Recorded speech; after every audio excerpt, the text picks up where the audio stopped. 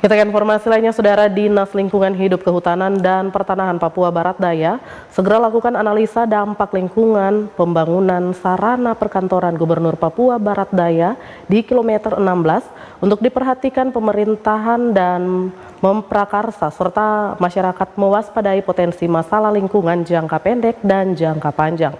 Alasannya, karena pembangunan pada dasarnya merupakan suatu proses perubahan, salah satunya sikap dan perilaku terhadap objek yang perlu dijaga dan dilindungi kepentingannya untuk meningkatkan mutu hidup sebagaimana dijelaskan dalam wawancara berikut ini. Pak Kelly, mengapa perlu dilakukan analisa dampak lingkungan pembangunan sarana perkantoran Provinsi Papua Barat Daya? Setelah peletakan batu pertama oleh Bapak Wapres, kami dari Dinas Lingkungan Hidup, Kehutanan, dan Pertanahan akan melakukan kajian AMDAL. AMDAL itu adalah analisis mengenai dampak lingkungan. Dampak lingkungan apa saja yang harus dilihat? Yang pertama, misalnya dampak sosial. Ada tidak dampak sosial di sana? Nah, kalau dari dampak sosial, masyarakat adat yang punya tanah sudah menyerahkan. Disaksikan oleh Tuhan, disaksikan oleh alam, dan disaksikan oleh adat. Persoalan itu selesai. Yang kedua, lahan itu adalah milik pemerintah, sehingga mekanisme pemerintah itu akan diatur antara kabupaten kota dengan provinsi. Itu mekanismenya akan diatur. Yang ketiga, dampak lingkungan. Dampak lingkungan yang akan menjadi rekomendasi kami kepada tim kajian nanti, misalnya banjir. Banjir ini terkait juga dengan pasang surutnya air laut, karena di bawahnya ada mangrove.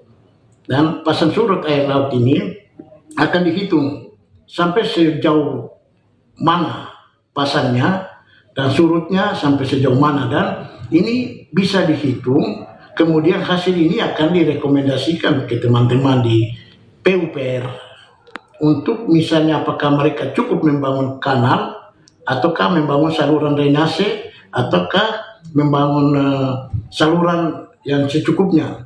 Apakah dengan pasang surut ini dengan disertai dengan hujan, dan di dalam kawasan Taman Wisata Alam di sebelahnya itu ada beberapa sungai. Ini semua akan dihitung sehingga menghitung kapasitas volume debit air yang bisa dia atasi oleh kanal itu. Jadi luasnya kanal itu berapa, panjangnya berapa. Nah, ini akan dilihat. Nah, kemudian masalah penataan. Ke depan mungkin juga akan ada taman ekspresi. Nah, bagi warga yang mau datang ekspresi, misalnya mau menyampaikan pendapat atau pemikiran mereka, itu bisa kita siapkan taman di sana dalam perencanaannya itu. Di depan kita itu ada taman wisata alam. Nah, ini juga kami akan rekomendasikan sehingga ada kajian bahwa ada satu sinergitas, ada satu dukungan dari perencanaan yang baik sehingga taman wisata alam itu mungkin di depan kantor masuk itu ada akses jalan juga, sehingga orang yang mungkin stres karena beban tugas dan pekerjaan bisa menikmati alam di dalam. Hirup udara yang bersih, bisa sakit kejiwaan itu bisa hilang, atau psikologisnya yang terganggu bisa ke sana, bisa menikmati, karena ini taman wisata alam, bukan hutan lindung. Nah, itu penataan di dalamnya itu sedang juga ditata. Nah, di belakangnya ada taman mangrove. Jadi kantor gubernur ini lokasi yang bagi kami orang lingkungan itu diapit oleh dua taman. Satu taman mangrove itu bisa ke depan kita bisa tata dia menjadi wisata mangrove atau tempat rekreasi. Kita bisa buang ikan, pelihara udang lobster dan teman-teman dari Dinas Perikanan. Berapa lama durasi waktu yang dibutuhkan untuk merekomendasi AMDAL tersebut? Kalau dilihat dari ketentuan, itu paling lama biasanya 3 bulan. Karena mulai dari konsultasi publik, kemudian kerangka acuan, kemudian analisis dampak lingkungan, lalu rencana pengelolaan dan rencana pemantauan.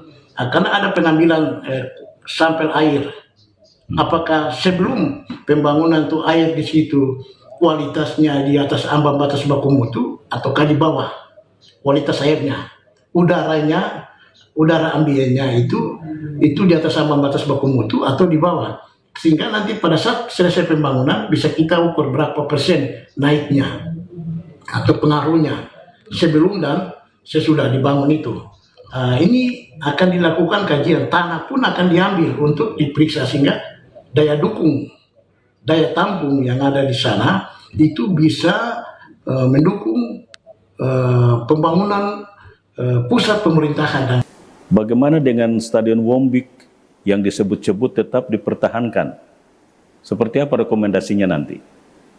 Stadion ini, ruang yang ada ke depan itu mungkin bisa menjadi ruang publik, ruang terbuka hijau yang akan ditata konsepnya, yang bisa sejalan dengan perkantoran yang ada.